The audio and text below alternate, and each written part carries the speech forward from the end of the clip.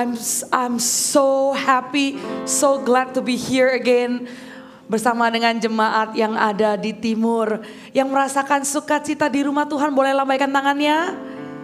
Dan saya boleh minta tolong untuk lampu ini gak begitu silau karena saya hampir buta sekarang. Iya, dibantu ya, karena saya gak bisa melihat sama sekali wajah jemaat, tapi saya merasakan sukacita yang melimpah-limpah. Dan saya bangga, very proud of coaches dan TL tadi yang host talk show tadi, yang diberkati Tuhan dengan talk show yang tadi. Boleh lambaikan tangan. Saya bangga banget dan saya yakin dua coach ini mewakili untuk talk show. Tapi kita ada coach-coach lainnya juga yang memimpin di Army of God dan juga CGL lainnya. Bagi yang kurang mengerti, mereka adalah pemimpin kelompok sel, kelompok yang lebih kecil ya, namanya Connect Group. Jadi selain daripada ibadah raya seperti ini, setiap teman-teman ini bergabung di hari biasa di persekutuan yang lebih kecil. Nah, di persekutuan lebih kecil itu dipimpin oleh yang namanya CGL. Di atasnya CGL ada coach, di atasnya coach ada TL. Untuk itu saya ingin undang pemimpin-pemimpin dari CGL, coach dan TL untuk bangkit berdiri dan kita berikan mereka tepuk tangan yang paling meriah. Inilah CGL, inilah coach kita dan inilah TL-TL kita. Berikan mereka tepuk tangan. Yang ada di dekatnya boleh kasih tanda love begini. Oh, we love you. Saya mengapresiasi, silakan duduk. Saya mengapresiasi setiap pemimpin-pemimpin yang sudah dipakai Tuhan untuk menjadi kepanjangan tangan menggembalakan anak muda di AOG. Saya mengapresiasi mereka, saya mengasihi mereka. Dan saya diberkati lewat talk show tadi. Waktu dikatakan sebuah statement oleh tadi ada Aris dan Alvin. Alvin itu bilang begini, saya nggak percaya kalau orang tuh ada certain people dilahirkan menjadi pemimpin. Karena semua dimulai bertahap, dimulai dari memimpin diri sendiri. Maka saya percaya tadi jemaat yang duduk suatu hari nanti juga akan berdiri dipercayakan untuk memimpin sekelompok orang. Tapi gak tunggu sampai nanti diangkat punya posisi, punya jabatan. Anda sendiri sekarang pun sudah jadi pemimpin. Untuk itu all of you are leader. Bilang sama kanan kirinya, kamu adalah leader. Katakan kamu adalah leader. Berikan tepuk tangan untuk Tuhan, haleluya. Persiapkan hatimu untuk Tuhan berbicara. Karena dimulai dari setia dengan membangun karakter kepemimpinan ini, Tuhan akan membawa kamu jauh dengan pengaruh yang lebih besar. Mari kita berdoa terlebih dahulu sebelum kita masuk ke firman Tuhan. Tuhan Yesus, ini anak-anak muda di timur yang berkumpul. Ini bukan hanya salah satu hari Minggu yang kami datang beribadah. Tapi ini adalah kesempatan di mana bagian terbaik dalam hidup kami yang tidak bisa diambil, yaitu kebenaran firman Tuhan. Berbicaralah kepada kami. Taruh tanganmu di hatimu. Katakan aku siap. Katakan aku siap. Berbicaralah kepadaku Tuhan. Dan Tuhan, hamba berdoa, urapilah firman-Mu dan urapilah hamba-Mu yang menyampaikan firman-Mu. Hanya di dalam satu nama, yaitu nama Yesus Kristus, setiap orang yang antusias mendengarkan firman Tuhan, boleh sama-sama katakan, amin. Haleluya, berikan tepuk tangan buat Tuhan. Now I can see your face. Sekarang saya bisa lihat wajah-wajah anak muda, anak Tuhan. Pemimpin-pemimpin yang akan Tuhan pakai secara luar biasa. Itu adalah dirimu, katakan amin. 1 bulan ini, waktu Kak Mac mengajar Army of God, Kak Mac mengajar dari kitab Nehemia. Sehingga berturut-turut di ibadah AOG adalah seri pengajaran kitab Nehemia dimulai dari 2 minggu lalu. Kalau kalian belum dengarkan, Saya sangat mendorong untuk kalian dengarkan. Karena pertahap akan diajarkan fondasinya, landasannya bagaimana menjadi seorang pemimpin. Karena kitab Nehemia adalah kitab pemimpin, oke? Siapa di sini sejak masa mudanya pengen belajar dan pengen diperlengkapi menjadi pemimpin? Banyak sekali yang mengangkat tangannya, saksikan di YouTube, oke? Di ibadah teen, 2 minggu lalu saya bahas pasal yang pertama, di ibadah youth saya bahas pasal kedua. Hari ini di ibadah teen saya bahas pasal keempat. Jadi kalian kejar ketinggalannya, jangan sampai miss. Karena ini sebuah satu rangkaian pengajaran kitab Nehemia. Nanti di youth saya akan ajarkan pasal ke-6. Kalau ada acara keluarga Anda tidak bisa hadir, kejar ketinggalannya ada di YouTube ibadah kemarin Sabtu, youth saya sudah bahas pasal yang ke-6. Tapi kalau nanti gak kemana-mana, stay lagi yuk di rumah Tuhan, dengarkan lanjutan. Setelah kalian belajar pasal ke-4, nanti akan ada pasal ke-6. Ini dia. Pasal pertama, doa membangun daya tahan iman. Kedua, setelah doa kita harus melangkah. Percuma kalau kita doa dan tidak melangkah. Sekarang ini pasal keempat. Waktu kita melangkah, tadi lucu sekali. Siapa yang bilang ya, oh saya sih waktu diminta jadi pemimpin gak ada ketakutan itu sampai H-. Kamu ya Alvin ya? H- berapa tadi? Dia baru deg-degan gitu loh. Waktu kita melangkah pasti ada intimidasi, ketakutan, kekhawatiran, tantangan gitu ya. Bagaimana kita cara menghadapinya, mengalahkan intimidasi itu di ibadah sekarang ini. Dan pasal ke-6, mengalahkan tipu muslihat iblis. Kita lihat sama-sama di Nehemia pasal yang ke-4.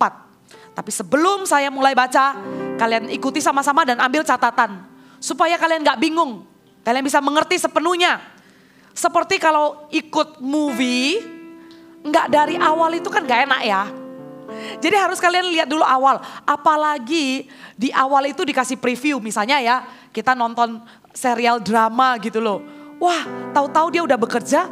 Tapi di episode pertama itu ada mengungkit masa kecilnya. If you miss that gak komplit gitu loh.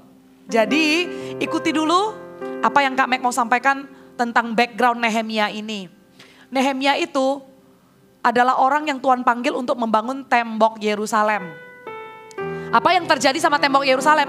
Runtuh, terbakar, puing-puing, gak karu-karuan. Oke? Bangsa Israel hidup di kota Yerusalem dalam ketakutan. Karena kenapa? Zaman itu kalau gak ada tembok, serem. Musuh bisa datang sewaktu-waktu. Jadi ditugaskanlah Nehemia untuk membangun tembok itu. Saudara mau tahu gak? Tembok itu sudah runtuh berapa lama dan mereka sudah berapa lama hidup tanpa tembok? 100 tahun. 100 tahun mereka hidup tanpa tembok, oke? Dan Nehemia bukan tinggal di Yerusalem. Nehemia itu tinggal di tempat yang jauh lebih baik. Bukan cuma tempat yang jauh lebih baik, dia punya kerjaan dan posisi yang tinggi. Dia itu kerjanya di istana, dia punya gaji yang tinggi, dia punya posisi, dia punya kedudukan. Makanya tadi pasal pertama, doa.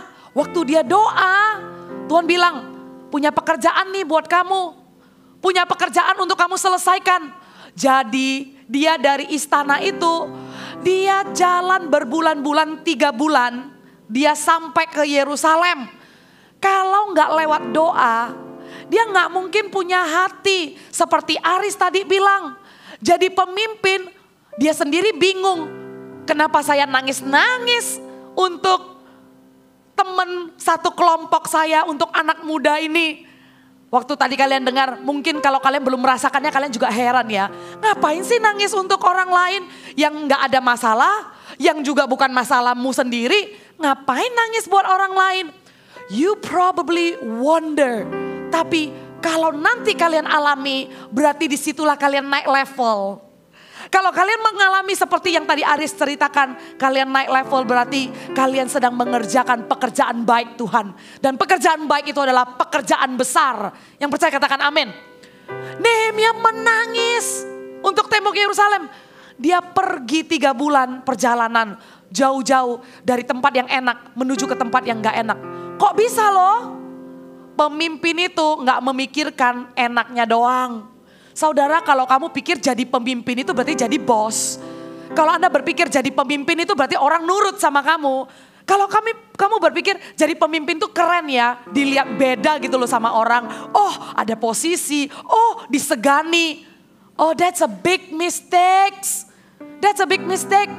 Pemimpin sesungguhnya adalah pemimpin yang tidak mikirkan tampangnya sendiri, yang tidak memikirkan dirinya sendiri, yang tidak pikirkan orang lain ngomong apa dan selalu sensitif sama reputasinya sendiri. Itu bukan pemimpin. Orang yang masih seperti itu tidak bisa jadi pemimpin.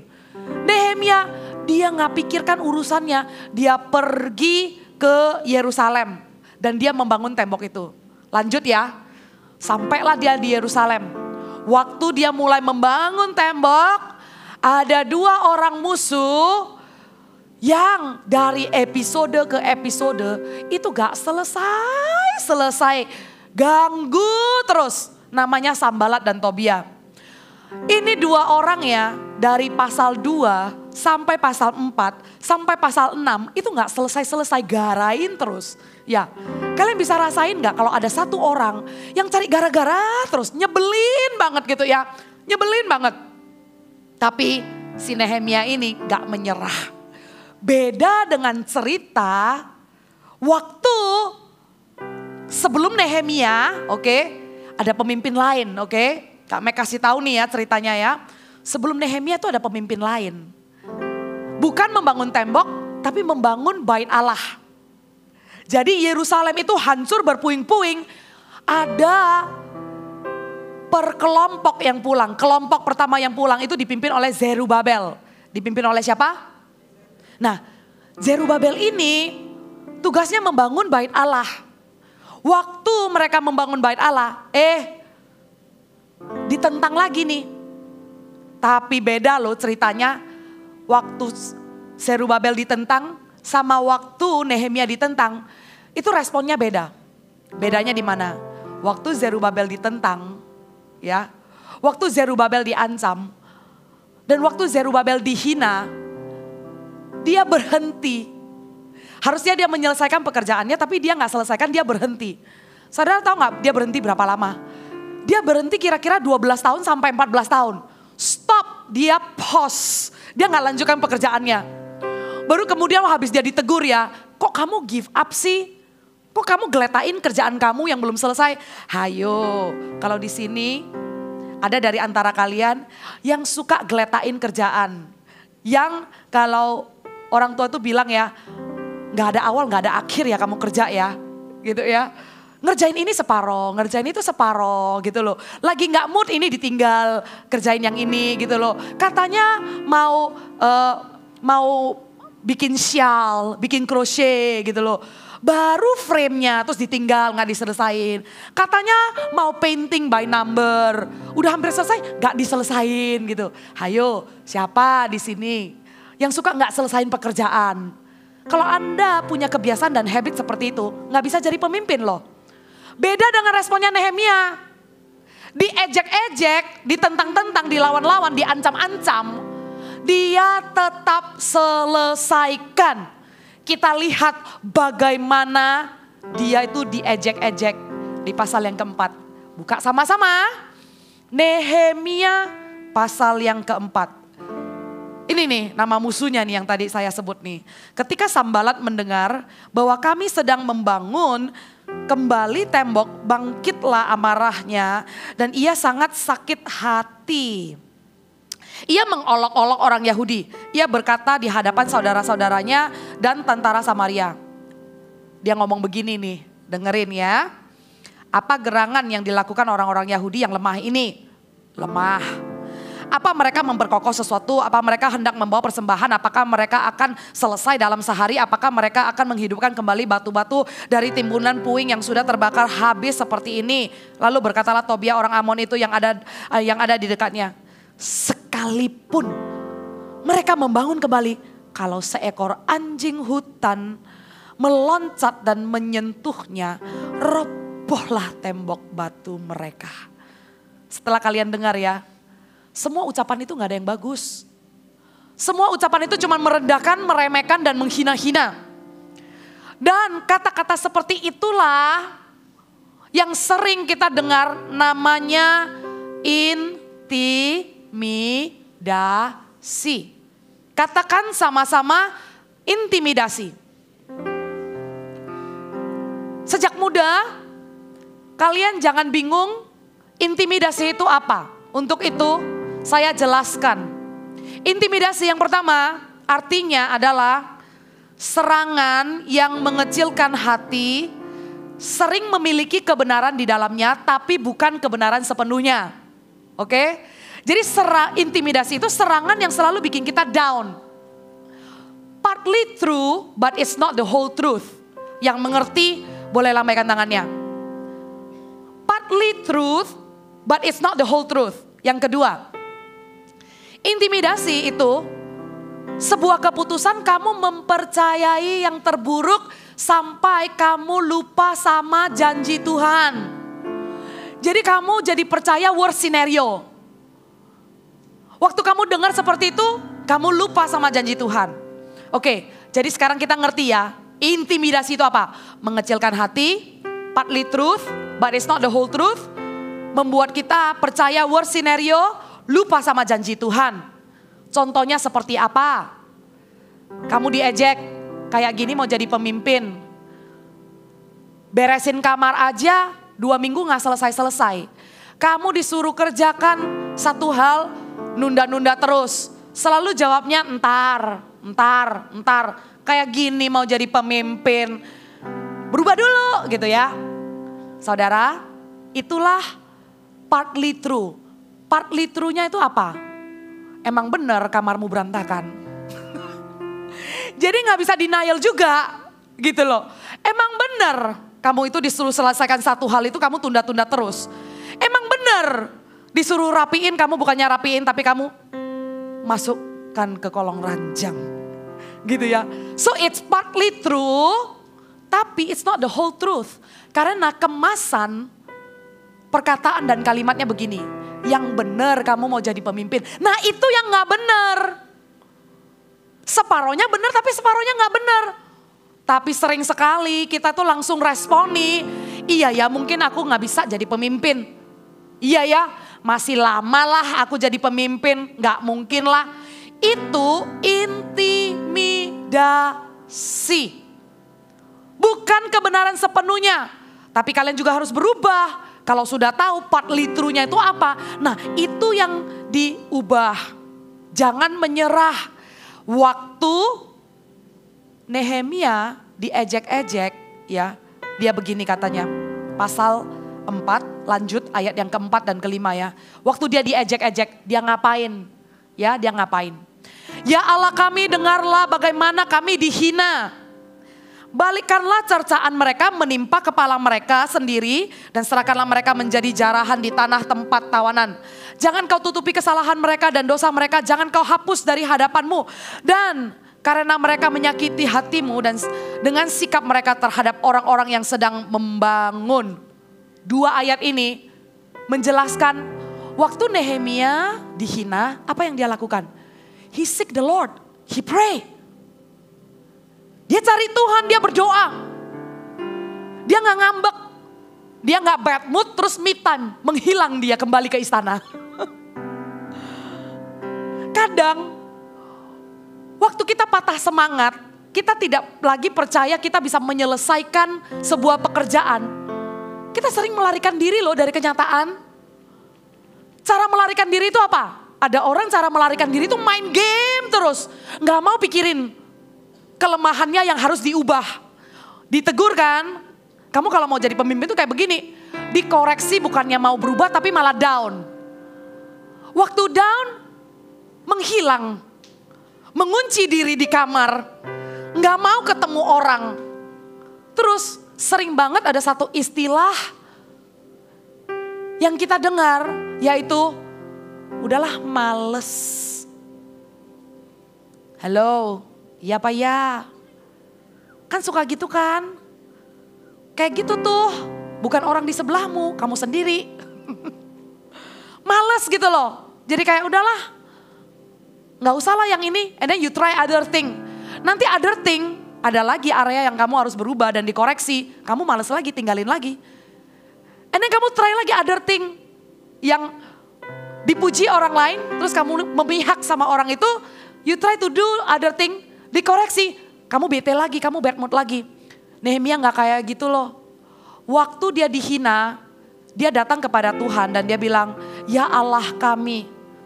Waktu kamu dihina, waktu kamu diremehkan, atau kalau waktu kamu dikoreksi, memang itu salah kamu dan kamu harus berubah. Doa. Jangan cari pelarian sementara, main game, menyembunyikan diri. Atau video call gak karu-karuan dan curhat gak jelas. Itu tidak akan menyelesaikan masalah. Tapi orang yang berdoa dan datang ke Tuhan, orang itu akan jadi lebih dewasa. Kamu akan menjadi lebih dewasa daripada umurmu yang teenager sekarang ini. Kamu akan di atas rata-rata karena ada perbedaan antara orang yang berdoa dan orang yang tidak berdoa. Kalau kamu berharap tumbuh dewasa dan menjadi orang yang lebih pintar, lebih wise, hanya dengan ikutin perasaanmu, itu gak akan terjadi anak muda. Kalau kamu mau lebih wise, kamu mau jadi pria yang lebih gentleman, kamu mau menjadi wanita yang bijak, gak bisa enggak, kamu harus doa. Karena itulah yang membuat perbedaan dan membuat kamu di atas rata-rata dan punya hikmat di atas rata-rata orang yang seusia kamu.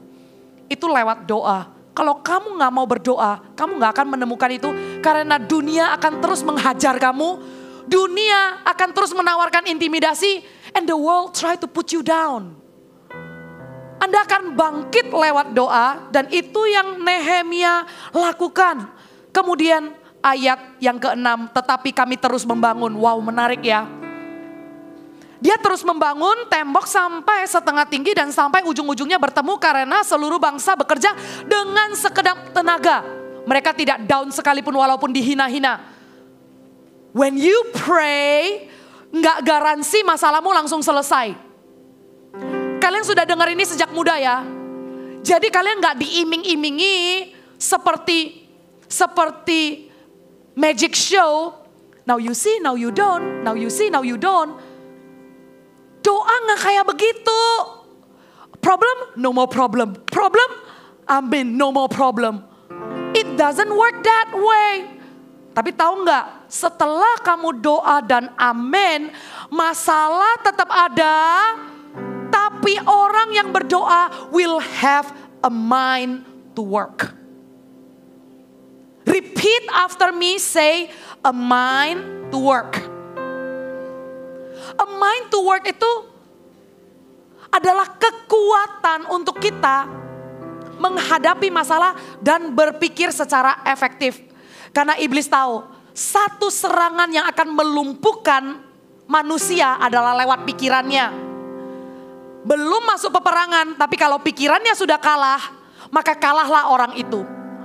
Yang diserang itu adalah pikirannya. Inilah tepatnya yang ingin dihancurkan oleh setan dengan serangannya. Membuat kita menjadi pasif. Membuat kita menjadi tidak berdaya. Membuat kita percaya kepada pikiran kita yang negatif. Waktu kamu percaya dengan pikiran kamu yang negatif. Dan kamu jadi pasif, kamu jadi malas. Kamu gak usah perang, kamu gak usah berjuang, kamu sudah kalah. Selesai, game over. Dan itulah serangan yang iblis lancarkan di dalam hidupmu. Di usia-usiamu yang sekarang, kamu tuh berusaha dibingungkan. Tapi dengan berdoa, mereka terus melanjutkan pembangunan dengan segenap hati. Melanjutkan pembangunan itu mereka bekerja. Karena lewat doa mereka menerima pikiran a mind to work. A mind to work. Lanjut ya. Ayat yang ke-7. Ketika Sanbalat dan Tobias serta orang Arab dan orang Amon dan orang Asdod mendengar bahwa pekerjaan perbaikan tembok Yerusalem maju, dilanjutkan dan bahwa lubang-lubang tembok mulai tertutup, maka sangat marahlah mereka. Marah terus kerjaannya, ya. Hina-hina terus kerjaannya. Ngomel-ngomel terus, tapi gak apa-ngapain. Musuh itu kayak begitu. ngoceh terus di pikiran kamu, tapi itu gak ngapa-ngapain. Karena kenapa? Tuhan tidak mengizinkan musuh untuk menyentuh hidupmu. Tapi musuh itu hanya mau kamu percaya kepadanya. Hanya mau pikiranmu terganggu. Mengaum-ngaum seperti singa, seperti yang firman Tuhan katakan. Musuh itu mengaum-ngaum seperti singa, tapi gak ngapa-ngapain. Sanbalat dan Tobia ini kerjanya ngapain? Ngomel-ngomel terus, marah mereka. Terus mereka semua mengadakan persepakatan bersama untuk memerangi Yerusalem dan mengadakan kekacauan di sana. Planning terus ya. Tetapi kami berdoa, sekali lagi berdoa kepada Allah kami dan mengadakan penjagaan terhadap mereka siang dan malam karena sikap mereka. Memang ya, setelah dengar Kak Mek ngomong, musuh itu mah kayak singa mengaum-ngaum, ngomel terus, marah terus, ngoceh terus, nggak ngapa-ngapain. Saya lihat sih beberapa orang itu ketawa gitu loh. Kalian kayak iya ya, kok saya sering dengar. Tapi jangan terlalu senang dulu. Kamu tahu aja gak cukup, kamu perlu berjaga-jaga. Kamu dengerin Kak Mek ngomong kayak gitu, kamu merasa menang. Belum menang saudara. Kamu belum menang. Karena kenapa? Kamu harus berjaga-jaga dulu. Kamu harus jaga. Di satu sisi tembok itu dibangun untuk melindungi serangan kekerasan. Dan sekarang waktu tampaknya tembok itu dibangun, mereka tambah marah. Mereka tambah marah, mereka mengadakan persepakatan. Mereka membicarakannya untuk menyerang. Kemudian berjaga-jagalah mereka. Saudara, ini adalah strategi penting dari setan yang Anda harus kenali. Yaitu menciptakan kebingungan. Menciptakan kebingungan. Saya tanya kepada anak muda AOG di sini. Diri sendiri atau sering dengar nggak dari teman yang kalau lagi cerita itu suka ngomong begini. Aku bingung, I'm confused. Dari ceritanya selama setengah jam dia mengulang-ulang satu kata bingung itu kayaknya ada 1000 kali. Bingung terus gitu ya, bingung terus, confused terus. Atau ada juga orang muda yang latah, yang suka banget kalau misalnya tiba-tiba dalam mobil lagi mau pergi makan siang, lagi mau pergi makan bakso sama teman-teman ya. Terus di mobil nyalain lagu, terus cerita yang ini satu topik, yang di situ satu topik, heboh banget sambil denger lagu. Happy sih, tiba-tiba meruncing kepada sebuah pembicaraan yang kamu ikutin dari halfway. Terus kamu bilang, I'm confused. Ya, I'm confused, what are you talking about? Gini loh, saya kasih tahu. Mulai hari ini ngomong confused itu gak dosa ya. Jadi gak di-ban ya dari AOG gitu loh ya. Tergantung pemakaiannya. Kalau pemakaiannya dari kamu menceritakan kejadian dalam hidupmu itu bingung terus. Berarti ada sesuatu yang perlu di-fix dalam kehidupanmu supaya kamu gak bingung. Begitu juga dengan temanmu, bantu dia. Karena strategi iblis itu adalah menciptakan kebingungan di antara umat Allah. Orang yang bingung tidak akan pernah maju dan menyelesaikan pekerjaan Tuhan. Karena kenapa? Karena bingung. Pekerjaan gak akan selesai. Mereka biasanya bingung karena teralihkan oleh tipu muslihat musuh. Menjadi tidak bisa melihat dan fokus pada Tuhan dan janji-janjinya. Mereka mengadakan persepakatan, mereka mau memerangi. Akhirnya orang-orang Yehuda ini mengatakan begini. Ayat yang ke-10, kekuatan para pengangkat sudah merosot dan puing masih sangat banyak. Gak sanggup kami membangun kembali tembok ini. Wow. Nehemia jadi pemimpin bingung gak? Ini udah bukan level bingung saudara, ini stres. Karena kenapa? Udah diancam dari luar, dari dalam juga orang-orang pada bilang gak sanggup. Waduh, coba bayangkan kalau kamu ada di posisi Nehemia ya. Cukup-cukup diancam-ancam, dihina-hina. Ini teamworknya sendiri loh, orang dalam loh. Bilang kami gak sanggup lagi. Tapi coba Nehemia ya. Tetapi lawan-lawan kami berpikir mereka tidak akan tahu dan tidak akan melihat apa-apa. Sampai kita ada di antara mereka, membunuh mereka dan menghentikan pekerjaan itu. Oh, mereka mau ada di tengah-tengah mereka. Itulah spirit kebingungan. Spirit kebingungan itu selalu menyusup ada di tengah-tengah kita. Ketika orang-orang Yahudi yang tinggal dekat mereka sudah 10 kali datang memperingatkan kami, mereka akan menyerang kita dari segala tempat tinggal mereka. Maka Nehemia ya, tempatkan rakyat menurut kaum keluarga dengan pedang, tombak dan panah di bagian-bagian yang paling rendah dari tempat itu, di belakang tembok, di tempat-tempat yang terbuka. Kuamati semuanya, lalu bangun berdiri dan berkata kepada para pemuka dan penguasa dan kepada orang-orang yang lain. Jangan kamu takut terhadap mereka. Ingatlah kepada Tuhan yang maha besar dan dahsyat. Dan berperanglah untuk saudara-saudaramu. Untuk anak laki-laki, anak perempuan dan istrimu dan rumahmu. Saudara, saya kasih tahu rahasianya mengalahkan kebingungan. Tadi kalian sudah dengar ya. Sering sekali di usia yang masih belum berpengalaman. Kita suka bingung. Mau gak bingung? Siapa yang di sini mau belajar untuk gak bingungan? Dikit-dikit bingung. Catat baik-baik ya. Fokus menyelesaikan tanggung jawab. Mau gak bingung? Fokus selesaikan tanggung jawabmu. Fokus selesaikan tanggung jawabmu. Nehemia waktu mendengar Sanbalat dan Tobia tambah marah, mau menyerang, mau ada di tengah-tengah mereka. Aduh, beritanya tuh banyak banget. Bahkan tadi saya baca ya, ke-10 kalinya diberitakan. Waduh, dia tuh dapat laporan bolak-balik sampai 10 kali. 10 times my friend, 10 times. Sampai akhirnya dia bilang, ya sudah kalau gitu kita berhenti saja bekerja. Ada gak tadi saya baca kayak gitu? Ada gak?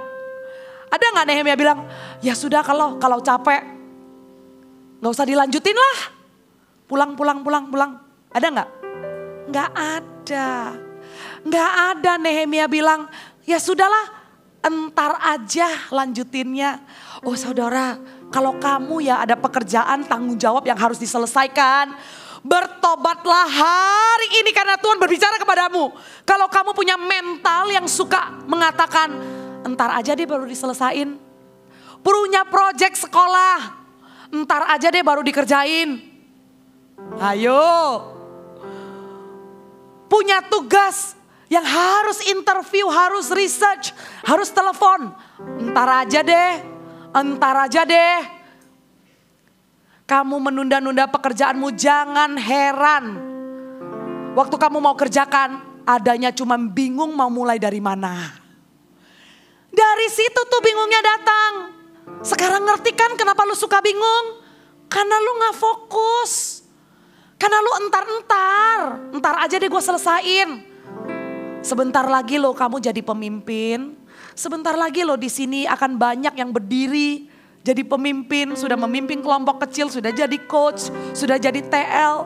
Jangan takut ya. Akhirnya Nehemia bilang begini, jangan takut kamu terhadap mereka. Ingatlah kepada Tuhan yang maha besar, dahsyat. Berperanglah untuk dirimu sendiri. Dibilang begitu gak? Ada gak ayatnya? Tampilkan dong. Kalau saya lagi baca, tolong tampilkan ayatnya ya multimedia ya, thank you. Ayat yang ke-14. Ayat yang ke-14 ya, tampilkan ya. Jangan kamu takut terhadap mereka. Ingatlah kepada Tuhan yang maha besar dan dahsyat dan berperanglah untuk saudara-saudaramu, anak-anak lelaki, anak-anak perempuan, untuk istrimu dan rumahmu. Tahan ya. Thank you ya, tahan dulu ya. Dibilang, kamu itu berperang untuk orang lain.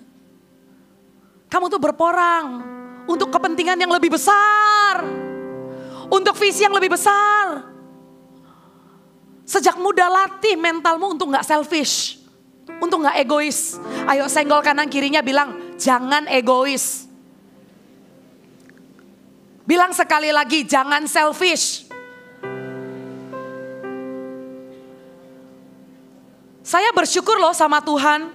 Kalau dari usia yang kayak muda kayak begini aja ya sudah makan makanan rohani seperti ini. Sudah mendengarkan pengajaran kebenaran yang seperti ini. Hikmat itu ada di rumah Tuhan. Kenali hikmat ini baik-baik dan terapkan dalam hidupmu. Fokus dengarkan khotbah, catat baik-baik. Supaya kamu jangan sia-siakan waktumu untuk jatuh dalam kesalahan yang sudah diperingatkan. Jatuh ke dalam lubang yang sudah dikasih tahu, di situ ada lubang. Sudah dikasih tahu itu panas, lu pegang lagi. Hanya emotional damage. Amsyong udah dikasih tahu masih aja lewat situ. Udah dibilang panas lu masih pegang. Gimana nggak tepuk jidat? Hikmat ada di rumah Tuhan. Sudah diberitahu, kalau nggak mau bingung, fokus dengan tanggung jawabmu dan jangan selfish. Sewaktu Anda melupakan tentang diri sendiri ya, kamu lebih mementingkan kepentingan orang lain. Kamu lebih mementingkan pekerjaan baik yang Tuhan mau selesaikan. Dimulai dari apa? Ya udahlah, nggak usah repot-repot untuk menyelamatkan dunia. Ya, menciptakan DNA baru, spesies baru, menjadi saintis, inventor. No. Lu gak usah nunggu sampai namamu tercatat di Guinness Record or whatsoever lah ya. Muri atau apapun. Mulai dari perkara sederhana lah ya. Kamu ada di gereja ini ya. Layani sesamamu. Udah simple aja. Simple. Gak usah sampai kamu lulus dapat cum laude dan sukma cum laude. Punya kontribusi menyelamatkan dunia. Jadi superhero. Gak usah. Itu Tuhan nanti akan genapi. Saya yakin kok. Orang muda AOG di tempat ini adalah orang-orang yang Tuhan pilih memimpin bangsa Indonesia nanti di masa-masa yang akan datang. Waktu kalian sudah berusia di mana Tuhan akan menggenapinya. Katakan amin, berikan tepuk tangan untuk Tuhan. One day that will happen. But it depends on how you invest your life right now. Itu tergantung bagaimana kamu cara nabung karakter mulai dari sekarang. Bukan nanti pas interview kerjaan. Bukan nanti pas kamu udah umur 21. Right now. Investasi karaktermu itu apa? Kalau karaktermu selfish, forget it. Kalau karaktermu hanya semua untuk self-centered, dirimu gitu ya. Masalahmu, pergumulanmu, tantanganmu, urusanmu, forget about it. Tapi kalau kamu bisa menyelesaikan tanggung jawab dan memikirkan orang lain berperang untuk anak laki-laki, anak perempuan, istrimu, dan rumahmu, untuk kepentingan yang lebih besar, disitulah kamu akan menjadi pemimpin seperti Nehemia. Dan waktu mereka melakukan itu, didengarlah oleh musuh kami. Lanjut ayat yang ke-15. Rencana mereka sudah kami ketahui, dan bahwa Allah telah menggagalkannya. Maka dapatlah kami semua kembali ke tembok masing-masing pekerjaannya. Sejak hari itu, sebagian daripada anak buahku melakukan pekerjaan. Dan sebagian yang lain goyang terus. Memegang tembok, perisai, tembok lagi. Ngapain pegang tembok? Memegang tombak, perisai, dan panah, dan mengenakan baju jirah. Sedang para pemimpin berdiri di belakang segenap kaum Yehuda. Bagi-bagi tugas ya mereka ya. Ada yang pegang tombak, ada yang pegang perisai, ada yang pakai baju jirah. Ada pemimpin yang berdiri di belakang yang membangun di tembok. Orang-orang yang memikul dan mengangkut melakukan pekerjaannya dengan satu tangan. Dan dengan tangan yang lain mereka memegang senjata. Dengarkan baik-baik ya. Jangan bilang aku gak perlu terlalu peduli karena sekarang aku member. Aku loh baru bergabung di gereja ini gak sampai 1 bulan. Gak apa-apa lah. Biar itu aja mereka-mereka yang sudah aktif pelayanan, yang udah aktif di gereja gitu loh. Saudara, kalau kamu adalah member, punyalah mental pemimpin. Karena kamu tidak tahu kapan saat Tuhan akan mengangkat kamu jadi pemimpin. Setiap orang di sini nggak dibilang yang paling penting adalah pemimpin-pemimpin yang berdiri di belakang mereka. Mereka lah VIP. Enggak ya, di sini semuanya sama penting ya. Yang membangun sama penting, yang pegang tombak sama penting, yang pakai baju jirah sama penting. Semua ini ada bagiannya. Coba ya. Pemimpin yang berdiri di belakang tapi nggak ada yang pegang tombak. Coba ya, ada yang pegang tombak, tapi nggak ada yang berdiri di belakang. Will the job completed? No. The job will not be completed. Harus ada orang yang berdiri di belakang, harus ada orang yang berdiri di depan. Harus ada orang yang pegang tembok, harus ada orang yang hanya melihat. Begitulah di dalam kepercayaan yang Tuhan berikan sesuai porsi masing-masing. Jadi jangan kamu lihat leader itu hanyalah orang yang ada di struktur. Orang yang punya jabatan. Tapi kalau kamu punya Tuhan dan kamu hanyalah member, kamu baru bergabung di gereja, hari ini pun Tuhan berbicara, berbahagialah telinga yang mendengar. Karena semua dari kita adalah pemimpin yang akan Tuhan pakai besar. Haleluya. Starting now, starting today, not later. Setiap orang yang membangun bekerja dengan berikatkan pedang pada pinggangnya. Dan di sampingku berdiri peniup sangkakala. Berkatalah aku kepada para pemuka dan para penguasa dan kepada orang-orang yang lain. Pekerjaan ini besar dan luas. Dan kita terpencar pada tembok yang satu jauh daripada yang lain. Dan kalau kamu mendengar bunyi sangkakala di suatu tempat, berkumpullah ke sana mendapatkan kami. Allah kita akan berperang bagi kita. Dan akhir daripada cerita ini, mereka menang. Tembok berhasil dibangun kembali. Mereka kembali ke pekerjaan masing-masing. Bangun temboknya, lubangnya ketutup. Menang ada, bertahan. Mereka menang itu ya bertahan di dalam serangan, di dalam tipu muslihat, di dalam intimidasi. Mereka terus percaya kepada Allah. Dengarkan baik-baik. Kerajaan Tuhan dibangun dengan melakukan pekerjaannya dan melawan musuh. Oke? Kalian mau kerajaan Tuhan ada dalam hidupmu? Bukan cuma mau dipakai Tuhan, tapi juga mau berperang. Mau melawan musuh, mau melawan intimidasi. Setiap kita anak Tuhan orang Kristen perlu dipersenjatai dengan sikap yang dewasa di dalam menghadapi tantangan dan peperangan. Harus selalu siap, harus selalu berjaga-jaga.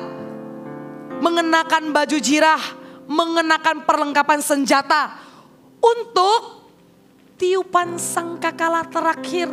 Siap-siap berjaga-jaga. Yang menyatukan kita untuk kemenangan dan sorak-sorai. Tiupan sangkakala dalam hidupan kalian apa? Suara penggembalaan. Kalian jangan pikir tiba-tiba tiupan sangkakala itu adalah di dalam doamu tiba-tiba ada suara tot gitu ya. Kalau ada secara supernatural, puji Tuhan, Tuhan mengizinkan kamu untuk mendengarnya. Tapi sebenarnya suara sangkakala itu kamu dengar setiap minggunya di ibadah. Di ibadah seperti ini waktu Kak Meg berbicara sebagai gembalanya Army of God, itulah suara penggembalaan. Di ibadah seperti ini, pembicara yang ada di atas ini menyampaikan khotbah, itulah suara penggembalaan. Itulah sangkakala yang akan membawa kemenangan. Itulah sangkakala totorodododot yang mengatakan, halo para tim, pintu ibadah AOG sudah dimulai. Bukan para penonton ya, para umat Tuhan dipersilahkan masuk. Anda ada di tempat ini is by choice. Anda mau dengarkan sangkakala itu atau enggak, itu pilihanmu. Anda mau dengarkan sangkakala dunia untuk pergi pesta, nonton, untuk ngafe cantik di tempat lain. Dan memilih untuk kali ini gak usahlah ke gereja. Let me tell you, it's your choice. It's your choice. Tapi kalau kamu mau dengar suara sangkakala dari surga yang adalah suara penggembalaan, di mana pulang dari tempat ini semua orang akan membawa kemenangan, itu pun adalah pilihanmu. Mau komitmen ibadah dan bisa menolak ajakan-ajakan lain, itu adalah keputusanmu. Maka hari ini saya percaya Intimidasi itu sudah dikalahkan. Karena setiap anak muda sudah diperlengkapi dengan hikmat dari kebenaran Nehemia pasal yang keempat. Perjalanan mereka dihina-hina, tapi kemudian mereka menyelesaikan pekerjaannya. Mereka mendengarkan sangkakala dan Allah berperang bagi mereka. Mereka menang dengan gilang gemilang. Demikianlah hari ini kamu akan pulang dengan gilang gemilang. Dengan mengingat dan catat baik-baik. Yang pertama, lawan dengan doa. Yang kedua, fokus menyelesaikan tanggung jawab. Yang ketiga, tetap berjaga-jaga. Mari kita tundukkan kepala.